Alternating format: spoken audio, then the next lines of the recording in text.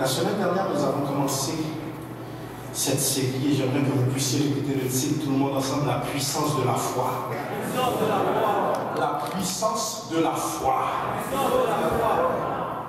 Nous avons débuté et je donnerai les références sans les expliquer jusqu'à temps que je donne le signal. Pour tous ceux qui n'étaient pas là, vous pouvez vous procurer le DVD. Je vais juste faire une récapitulation de ce que nous avons vu et nous allons débuter.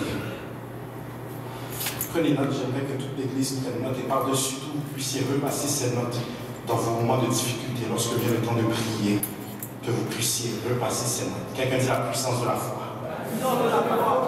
Nous avons vu premièrement que la foi est une mentalité qui refuse de confesser la défaite. La foi est une mentalité qui refuse de confesser la défaite. Frères et sœurs, je veux croire que cette série est une série pouvant transformer votre vie spirituelle au grand complet pour le mieux.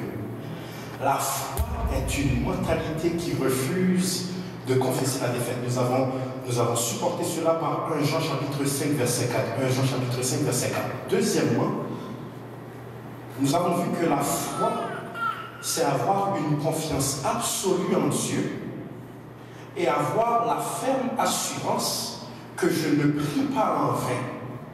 S'approcher de Dieu n'est jamais une perte de temps. Nous avons vu que la foi, c'est avoir une confiance absolue en Dieu et avoir la ferme assurance que je ne prie pas en vain. S'approcher de Dieu n'est jamais une perte de temps. Quelles sont certaines fois les problèmes viennent tellement vous submerger, vous arrivez dans la présence de Dieu et vous l'adorez de manière automatique, mais votre cerveau est à off. Est-ce que ça vous arrive certaines fois?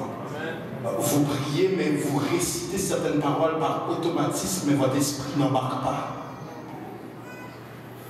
La foi, c'est avoir une absolue confiance en Dieu, avoir la ferme assurance que je ne prie pas en vain. S'approcher n'est jamais une perte de temps. Nous avons supporté cela bibliquement par Hébreux chapitre 11, verset 6.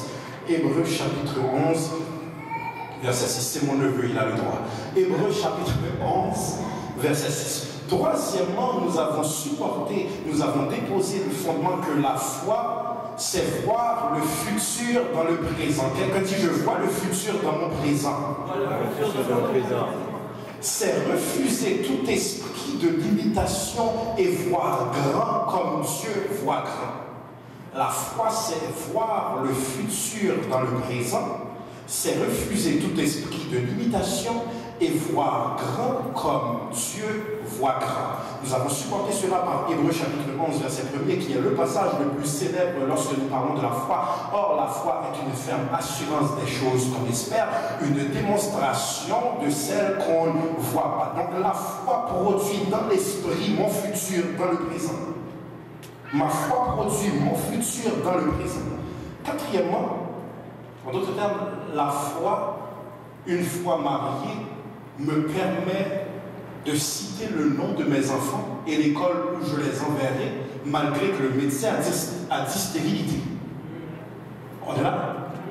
La foi me permet d'acheter une maison et déjà de nommer quel enfant ira dans quelle chambre, car c'est une ferme assurance des choses qu'on espère, une démonstration de celles qu'on ne voit pas. Je ne vois pas, mais je vois.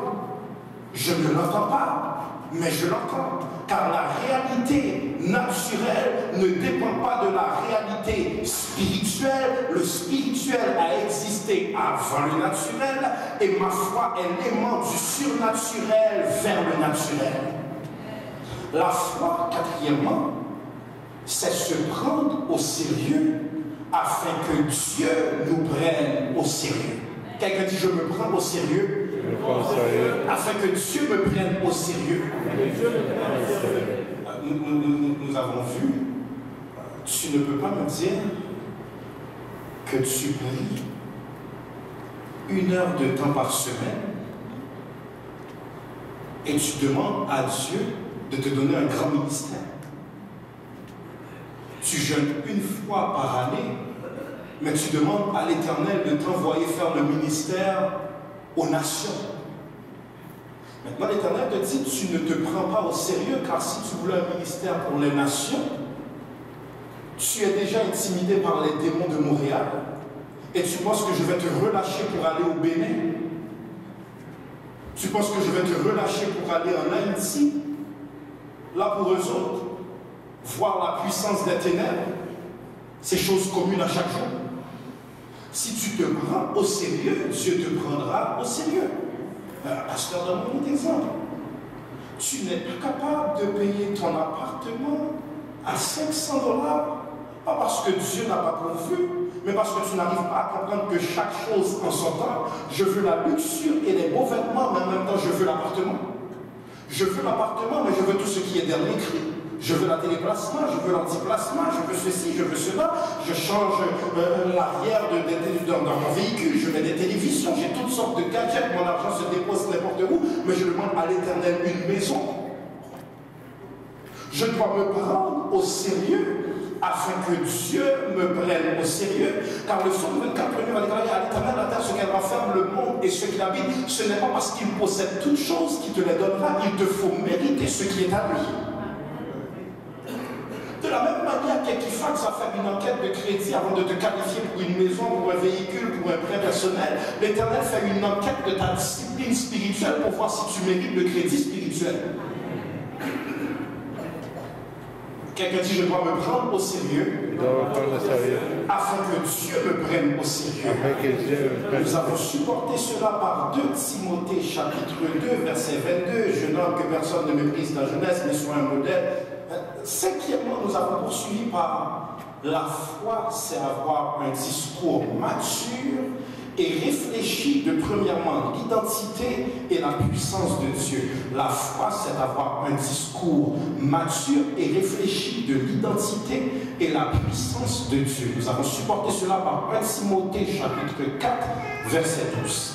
Sixièmement, la foi, c'est croire en l'autorité absolue des Saintes Écritures et refuser toute autre forme de philosophie étrangère. Nous avons supporté cela par Colossiens chapitre 2 verset 6 à 8. Toute autre forme. Nous avons vu que celui qui a la foi n'attend pas qu'on lui emmène la facture chez Liwa avec le biscuit qu'il va craquer pour recevoir le message d'espoir chinois. Celui qui a la foi ne casse pas le biscuit pour lire quel est ce message d'espoir, car la Bible lui a tout dit. Celui qui a la foi le matin ne va pas lire la partie horoscope dans le 24 heures ou dans le journal Métro. Il va plutôt espérer savoir qu'est-ce que la Bible, qui est plus puissant que tous les esprits dans les cieux et dans les airs et dans l'espace interplanétaire, je veux savoir ce que la Bible dit de moi, car cette parole sera toujours d'actualité. Le ciel et la terre passeront, mais ma parole ne passera point, dit l'Éternel. Donc celui qui a la foi n'écoute aucune autre source, ne va pas acheter des livres comme Le Secret, ne vont pas acheter n'importe quel livre qui parle d'espoir. Celui qui a la foi va aller au gym, mais il sait qu'il n'a pas besoin de cette bêtise appelée yoga. Il va s'étirer à la maison sur une musique chrétienne, mais n'a pas besoin de cette acupuncture. Celui qui a la foi se limite à ce que Dieu lui donne, à savoir la parole qui est la solution à tous nos problèmes. Est-ce que l'Église peut dire Amen? Amen. Je commence à parler. La foi, c'est comprendre que mes 5 sens me connectent au monde naturel, mais pas à Dieu. La foi, c'est comprendre que mes 5 sens me connectent au monde naturel, mais pas à Dieu. 2 Corinthiens chapitre 5, verset 7.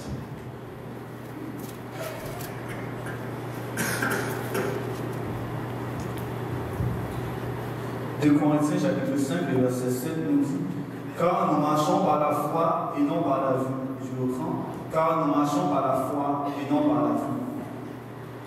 J'aimerais que tu répètes: ne laisse jamais ta vue te tromper. Ne laisse jamais ta vue te tromper. Ne laisse jamais ta vue te tromper. Il y a certaines réalités qui sont devant vous, elles sont produites par le diable. Certaines réalités sont devant vous et elles sont produites par le diable pour voir est-ce que vous allez reculer.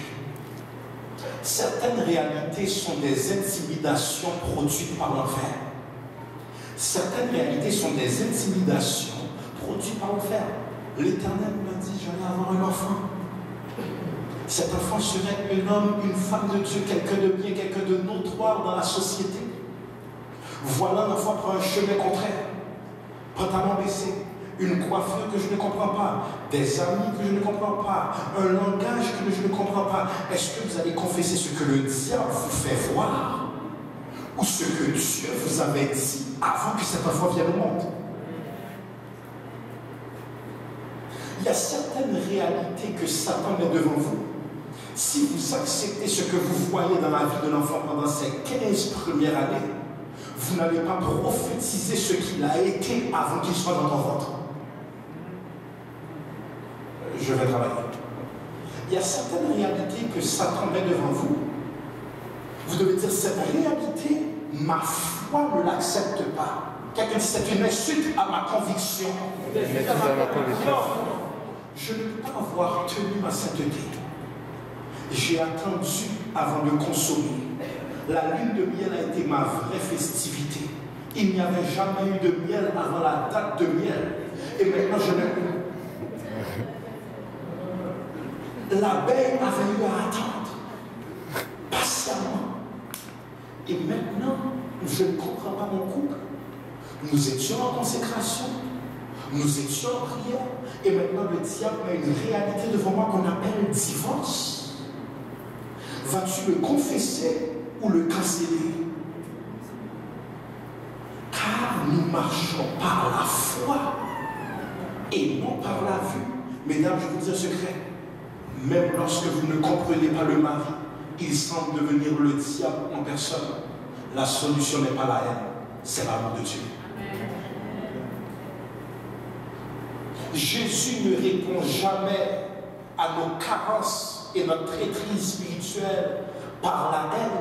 La preuve est quand là où le péché a abondé, la grâce a surabondé, en sorte que lorsque j'ai la foi, je comprends que le seul remède restera toujours l'amour de Dieu. Le seul remède restera toujours l'amour, parce que si tu réponds à ce que tu vois, Satan dit maintenant je t'ai emmené à accepter cette réalité. Et cette réalité acceptée se transforme maintenant par chambre à part. Qui dit chambre à part, il n'y a plus de communion dans la consécration. Il n'y a plus de communion dans la communication. Il n'y a plus de communion corporelle. Et Satan maintenant fait en sorte qu'une personne va se satisfaire ailleurs. Tout ça parce que nous avons accepté une réalité que Satan a mis devant nous. Mais la foi en Jésus n'est jamais mal placée. Si j'ai attendu, j'ai joué mes cartes comme elles devaient être jouées bibliquement parlant, je refuse d'accepter ce que le diable met devant moi. Quel que soit ce qu'il dresse devant moi, ma foi dit le contraire. Quelqu'un dit ma foi dit le contraire. Dans tes finances, si tu donnes ta dîme et ton offrande à Dieu comme il se doit, que ta foi dise le contraire dans la pauvreté. Dans ton emploi, si tu es ponctuel, tu fais tout ce que tu dois faire, tu es irréprochable. Dans les saisons de promotion, que ta foi dise le contraire, malgré ta couleur, dans l'esprit, tu es un vice-président, dans l'esprit, tu es un CEO, dans l'esprit, tu es appelé à envoyer quelques personnes à la retraite. Mais lorsque ma foi est placée en Dieu, le diable est un menteur. Je suis en haut, je ne suis pas en bas. La foi te donne une assurance que les charnels appelleront orgueil. Mais ce n'est pas de l'orgueil. Je sais en qui ma foi est placée. Et si l'Éternel désormais le patron de cette terre, le diable est un menteur. Je ne viens pas dans ce travail pour rester un soumis. Un jour, tu deviendras mon employé, car tout le monde fout la plante de mes pieds. Il me parle véritable.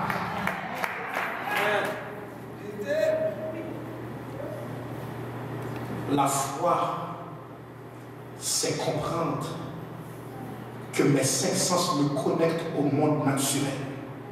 Mais le seul sens qui me connecte à Dieu, c'est ma foi. Or, sans la foi, il est impossible de lui être agréable. Or, sans la foi, c'est impossible de communiquer avec lui. Or, sans la foi, c'est impossible de pénétrer son espace. Or, sans la foi, c'est impossible de l'adorer de manière efficace. Or, sans la foi, c'est impossible de prier de manière efficace. Or, sans la foi, c'est impossible de semer de manière efficace. Or, sans la foi, ma prière est vaine. Or, sans ma foi, l'intercession est vaine. Or, sans la foi, je prie peut-être à un Dieu étranger, mais pas l'Éternel des armées. La foi est une force surnaturelle qui ne peut pas être expliquée. Quelqu'un répète, force surnaturelle, qui ne peut pas être expliquée. Comme on avait dit, force surnaturelle, qui ne peut pas être expliquée. 1 Corinthiens 16, 13. 1 Corinthiens chapitre 16, verset 13. 1 Corinthiens chapitre 16, verset 13 nous dit: Veillez, demeurez fermes dans la foi, soyez des hommes, fortifiez-vous. Je reprends. Veillez, demeurez fermes dans la foi, soyez des hommes, fortifiez-vous. Suivez-moi bien, mon Seigneur. Celui qui a la foi ne marche jamais la tête baissée. Celui qui a la foi ne marche jamais la tête baissée. C'est pour cette raison qu'il y a au moins 50 personnes dans ce lieu. Les membres de votre famille ou quelques amis pensent sûrement que vous êtes dans l'occultisme. Car ils ont tout fait et ils ont tout dit pour que vous puissiez être humiliés, marcher la tête baissée, ne jamais être rien ou être une statistique. Mais votre conviction refuse de leur donner raison. La foi ne peut pas être expliquée. Comment lui ai-je fait tout ça? Et il loue encore. Il attend encore. Il me sourit encore. Il m'accepte encore. La foi ne peut pas. En d'autres termes, ma foi ne me rend pas arrogant, mais je ne donne pas l'exclusivité de me voir défait. Tous n'ont pas le droit de voir ta tristesse.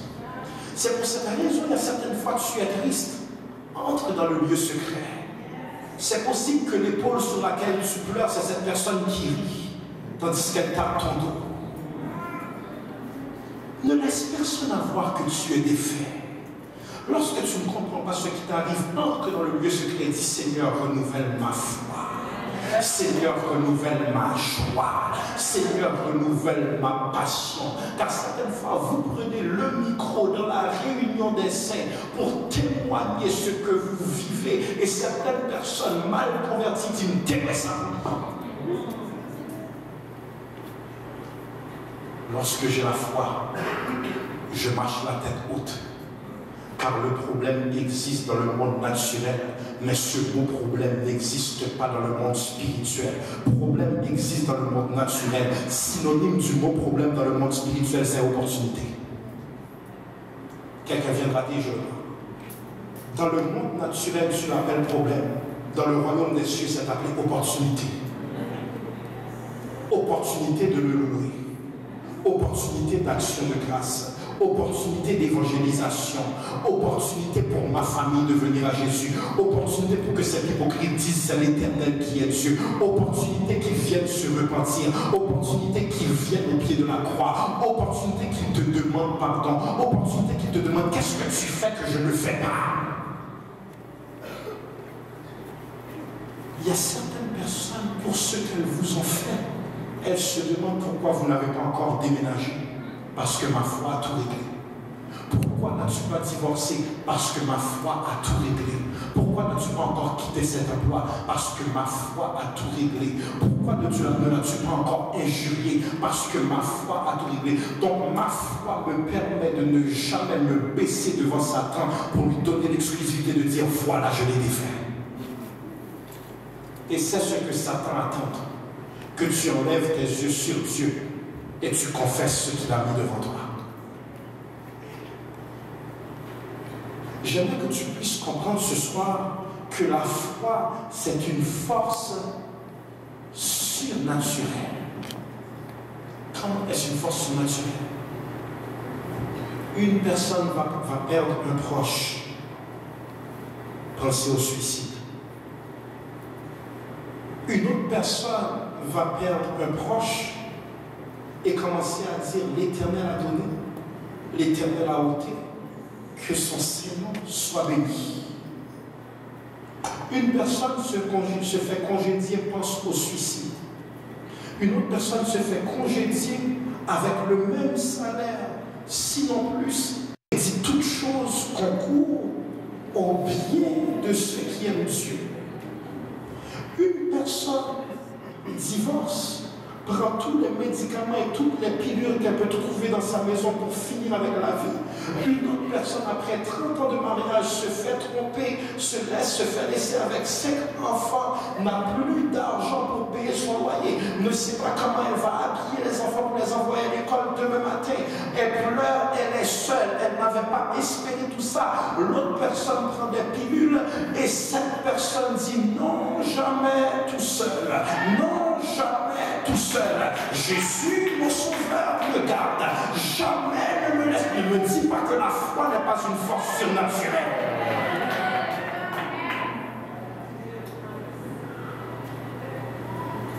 La foi est une force surnaturelle.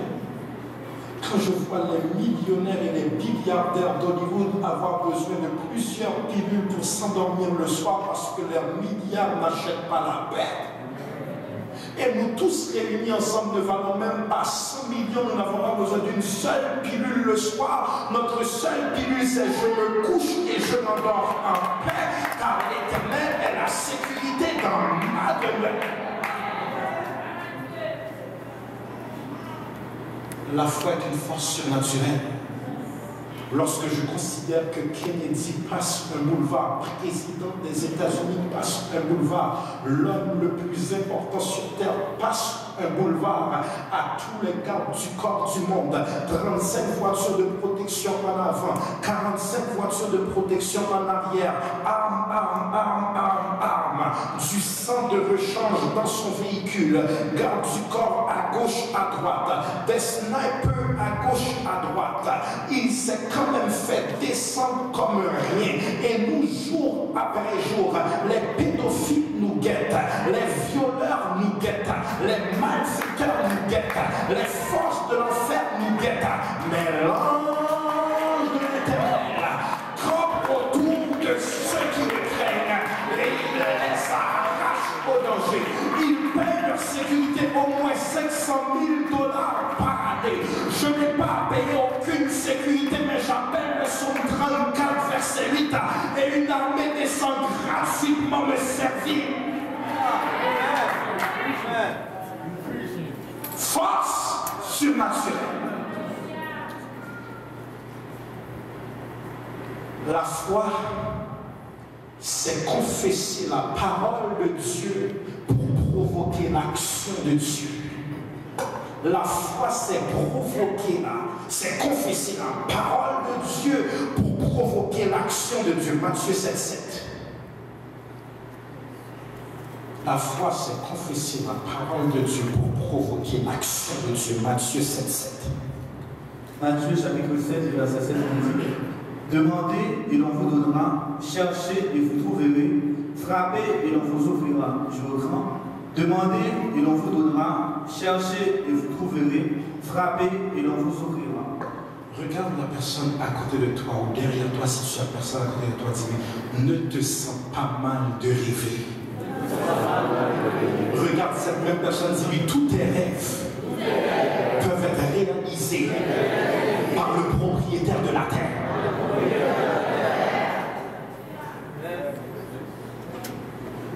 Demandez et l'on vous donnera. Cherchez et vous trouverez. Frappez et l'on n'acceptez jamais dans vos prières que le démon s'introduise en disant: non, tu demandes trop.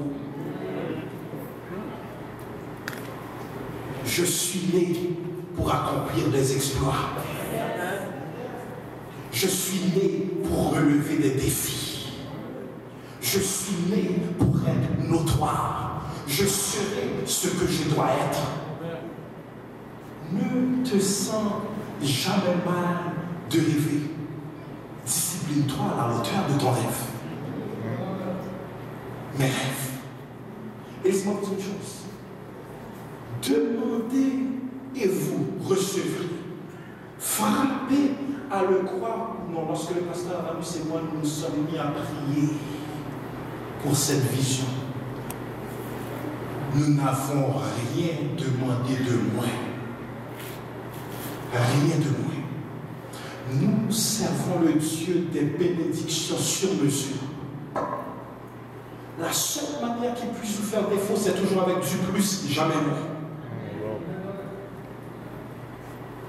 Toujours avec du plus, jamais moins. Mais ne te sens pas mal de demander. C'est comme quand tu arrives à la banque. Ne te sens pas mal de dire le montant que tu as besoin. Avant même que l'argent appartienne au banquier, si l'Éternel ne lui donne pas, il ne peut pas recevoir. Et deuxièmement, Ecclésiaste 2, 26 va déclarer, il donne le souhait au pécheur d'amasser pour le transférer au Fils de la lumière. C'est quelque chose à peu près comme ça, comme Dieu. Car il donne à l'homme qui lui est agréable la sagesse, la science et la joie. Mais il donne au pécheur le soin de recueillir et d'amasser, afin de donner à celui qui... J'ai des petites nouvelles pour toi qui pense que personne ne va approuver ton projet. Le Cirque du Soleil travaille pour toi. Wow. Pierre Carl Pilato travaille pour toi. Les mafieux travaillent pour toi. Les gangs de rue travaillent pour toi. Si tu te disciplines, n'aie pas peur d'où viendra la provision. Il y aura quand même un transfert surnaturel. Il y a quelqu'un qui aura fini d'être saoulé. Et c'est à la fin, lorsqu'il va sortir de cette noirceur spirituelle, qu'il va dire, my God, combien de zéros ai-je mis sur le chèque? Mais c'est trop tard pour retourner sur ta décision, parce que c'est l'éternel. Lève tes mains, il y a quelqu'un qui travaille pour moi. Quelqu'un qui travaille pour moi. Savez-vous que la maison de tes rêves, il y a une personne qui va dire, je dois m'en aller à mon chalet en Beauce, qui n'avait même pas de plan. Le cap ne se rend même pas dans le boisier où elle veut aller. Elle a juste une piqûre de déménagement. Parce que l'enfant du Seigneur a des projets d'entrer dans cette maison sans fornication, sans conjoint de fait. Il y a une vraie famille qui attend la maison. Déménagement. Et devant maintenant cette personne qui, à chaque semaine, de manière nostalgique, repasse devant la maison et revit son erreur. Car il donne à l'homme qui lui est agréable la sagesse, la science et la joie. Mais il donne au pécheur le soin de recueillir et d'amasser, afin de donner à celui qui est agréable à Dieu. Quelqu'un travaille pour toi. La foi, c'est confesser la parole de Dieu pour provoquer l'action de Dieu. Il y a un niveau de conviction que tu as. Si l'Éternel allait le faire dans 15 ans, il n'a plus le choix de le faire en 5 ans. Et je reprends ce que je vous ai enseigné il y a 3 semaines de ça. Il y a quelqu'un dans ce lieu, je ne sais pas à qui le Saint-Esprit parle, mais c'est un rhéma sur mesure pour toi. Ta bénédiction s'ennuie auprès de Dieu. Elle veut venir auprès de toi, mais change ta déclaration.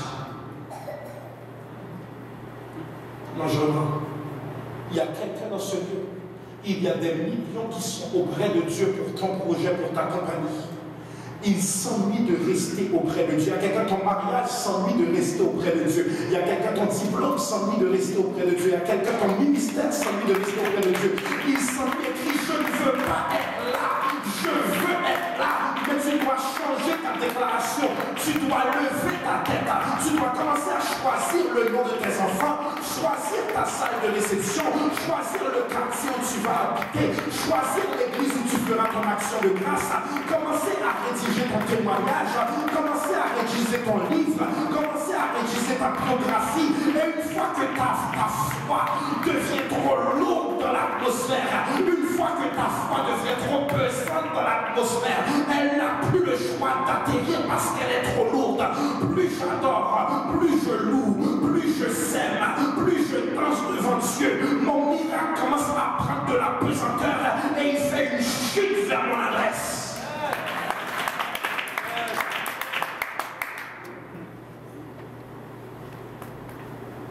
Mon miracle s'ennuie. Il ne veut plus être là-haut. Il veut être à mon adresse. Mais Dieu regarde ton niveau d'adoration et dit je ne peux pas l'envoyer. Ton niveau de louange et dit je ne peux pas l'envoyer. Ton niveau de semence et dire je ne peux pas. Alright. J'obéis cet esprit. L'Éternel dit à quelqu'un, tu n'as pas besoin de faire tout ce que tu fais présentement, ton mari est déjà là.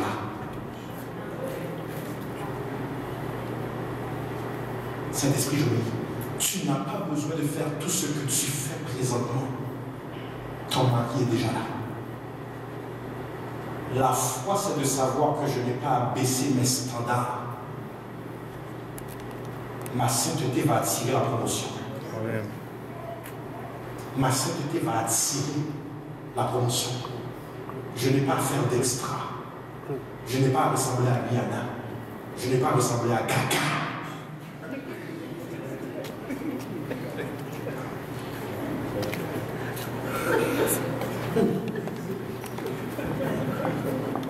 Ton niveau de foi est-il à la hauteur de tes rêves? Luc 17,5. Ton niveau de foi est-il à la hauteur de... Est-ce que l'Église est bénie ce soir? Amen. Luc chapitre 17, verset 5 nous dit: les apôtres dirent au Seigneur, augmentons la foi. Et le Seigneur dit, si vous aviez de la foi comme un grain de sénévé, vous diriez à cette sycomore, déracine-toi et plante-toi de la mer, et il vous obéirait. Je reprends. Les apôtres dirent au Seigneur, augmentons la foi. Et le Seigneur dit, si vous aviez de la foi comme un grain de sénévé, vous diriez à cette sycomore, déracine-toi et plante-toi dans la mer, et il obéirait. J'aimerais que tout le monde me regarde quelques instants. Quel que soit le niveau de défi cette année qui veut vous faire reculer, que votre seule prière soit Seigneur, augmente la foi. Cette année, je parle à des personnes qui ne reconnaissent plus le mot reculer. Ils ne reconnaissent plus les mots reculer, abandonner, démissionner, retourner en arrière, être effrayé. Le seul mot ou la seule phrase qu'ils disent, c'est j'avance au nom de Jésus. C'est j'avance au nom de Jésus. Ne recule jamais de manière charnelle alors que le Jésus en toi veut avancer. À chaque fois que tu recules, il y a une célébration en enfer. À chaque fois que tu recules, à chaque fois que tu donnes le gain, en d'autres termes, tu es fait pour affronter cette tempête. Je vous ai dit encore. Si Jésus s'est mis à dormir dans la barque, c'est que les disciples n'avaient pas besoin du maître pour gérer cette tempête.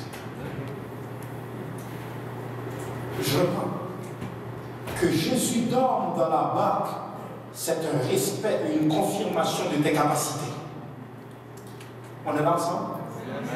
Que Jésus dorme dans la barque, c'est un respect et une confirmation que tu as tout pour gérer cette tempête. C'est pour cette raison, lorsque Pierre se met à courir, lorsqu'il dit Seigneur, si c'est vraiment toi et non un fantôme, ordonne que je marche comme toi sur les eaux.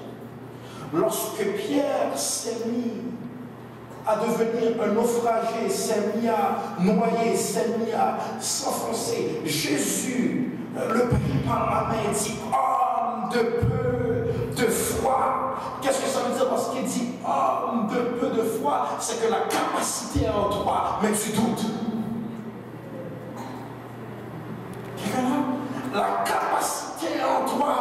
Mais tu doutes. Il y a certaines personnes, Dieu a ouvert la porte pour l'entrevue. Mais à la seconde où vous vous mettez à parler devant celui qui vous passe en entrevue, l'Éternel dit, oh my God, my God, my God, homme de peu de foi. Femme de peu de foi. Pourquoi devrait-on t'engager? Mais je crois avoir les capacités. M'essayer, c'est m'adopter. Je me mets dans cette situation. Comment auriez-vous géré telle affaire? Mais je ne sais pas, du meilleur de mes capacités. Toutefois, si vous êtes intéressé à moi, rappelez-moi, ça me fera plaisir. Croyez-vous être la meilleure personne pour la position? Au moins l'une des meilleures. Je ne dirais pas la meilleure parce que la Bible nous enseigne l'humilité. L'enfant du Seigneur n'est pas arrogant. Il a une conviction. Pourquoi devrait-on t'engager? Parce que le futur de votre compagnie dépend de moi.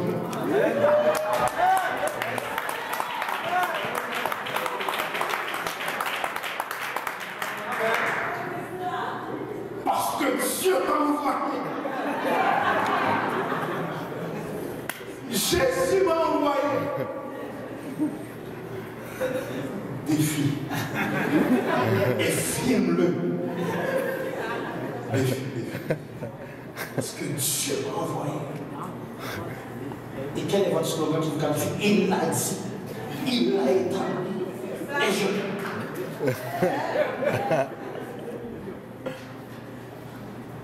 La foi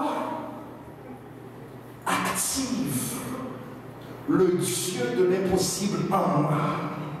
La foi active. Savez-vous qu'en nous, à l'instant où nous acceptons Jésus, dans l'Ancien Testament, c'est le Dieu parmi nous. À l'inauguration de la Nouvelle Alliance, c'est Emmanuel, le Dieu avec nous.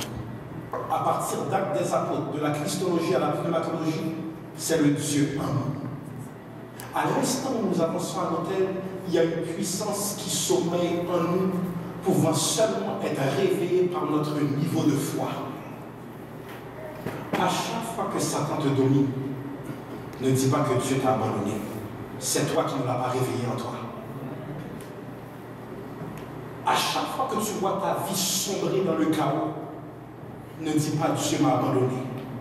Tu n'as pas réveillé la puissance qui est en toi.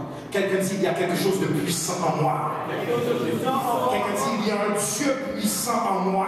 Un Dieu puissant en moi. Matthieu 17, 20. Matthieu 17,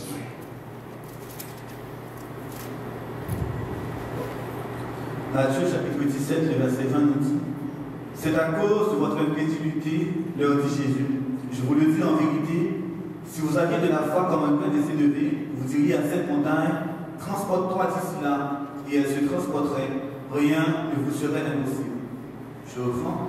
C'est à cause de votre incrédulité, leur dit Jésus. Je vous le dis en vérité, si vous aviez de la foi comme un train de s'élever, vous diriez à cette montagne, transporte-toi d'ici là, et elle se transporterait, et rien ne vous serait impossible. J'aimerais que tu lèves la main là où tu es et dis rien ne peut m'arrêter. Rien ne peut m'arrêter. Non, identifie tes rêves les plus fous. Dis rien ne peut m'arrêter. Rien ne peut m'arrêter. Identifie ta vie et ta future maison qui au bout de quelques années sera payée sans dette. Dis rien ne peut m'arrêter. Rien ne peut m'arrêter. Identifie ton mariage qui va être béni, qui va être prospère et tes futurs enfants. Dis rien ne peut m'arrêter. Rien ne peut m'arrêter. Identifie ton ministère qui va secouer le royaume de Dieu et emmener des âmes à l'éternel. Dis rien ne peut m'arrêter. Rien ne peut m'arrêter. Identifie la voiture de tes rêves et l'emploi de tes rêves. Dis rien ne peut m'arrêter. Rien ne peut m'arrêter. Identifie le chiffre d'affaires de ta compagnie que Satan a dit n'arrivera jamais. Dis rien ne peut m'arrêter. Rien ne peut m'arrêter. Identifie ta famille qui vient à Jésus et qui dit c'est l'éternel qui est Dieu après des années dans la magie. Dis rien ne peut m'arrêter. Identifie les athées de ton quartier qui un jour diront c'est l'éternel qui est Dieu par ta vie. Dis rien ne peut m'arrêter. Identifie la percée qui envahit tous les secteurs de ta vie. Dis rien ne peut m'arrêter. Identifie ton église qui commence à secouer Montréal. Dis rien ne peut m'arrêter.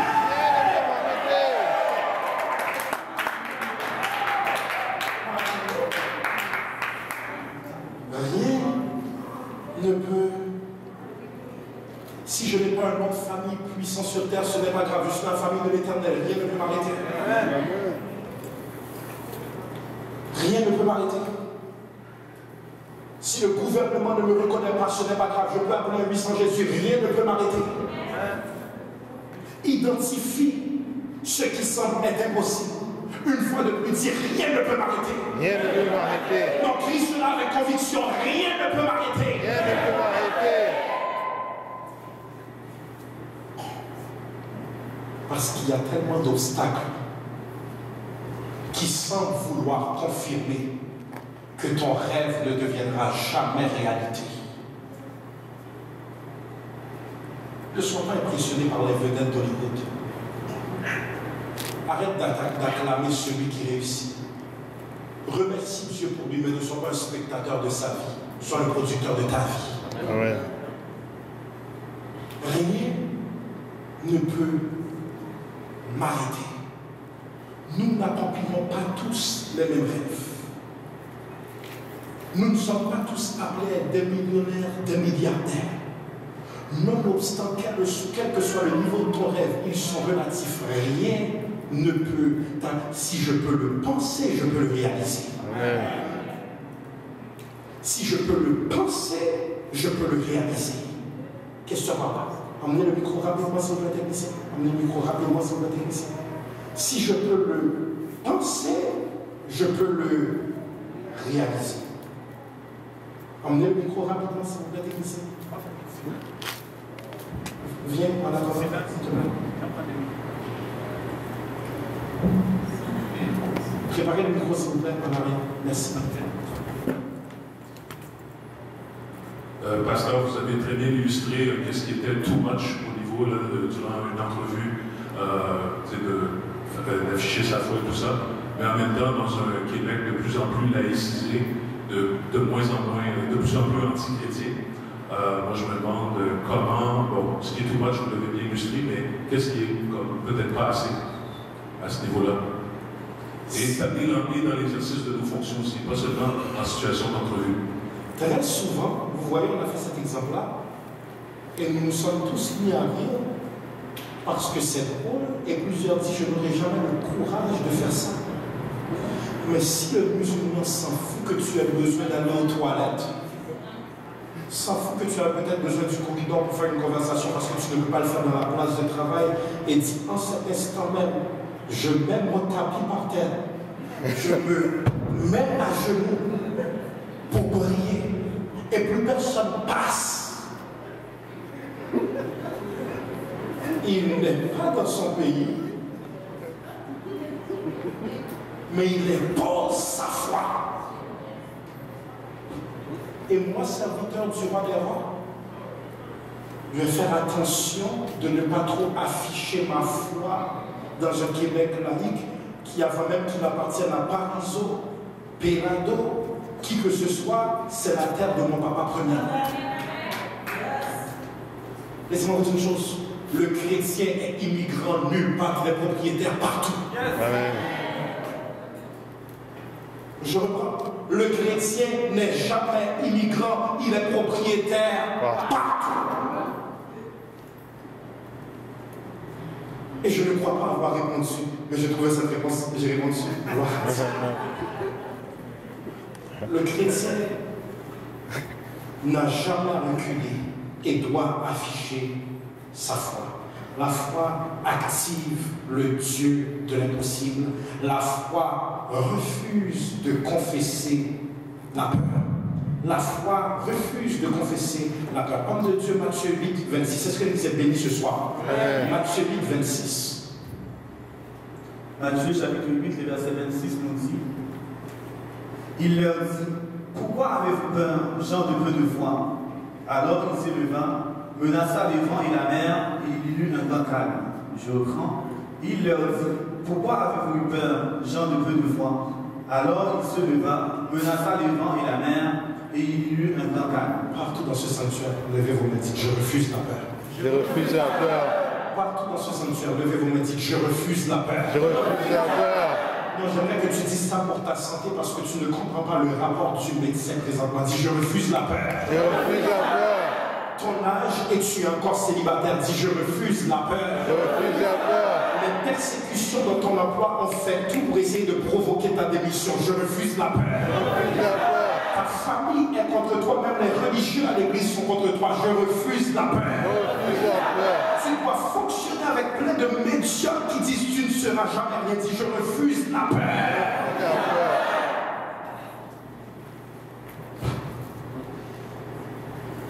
Je refuse la paix.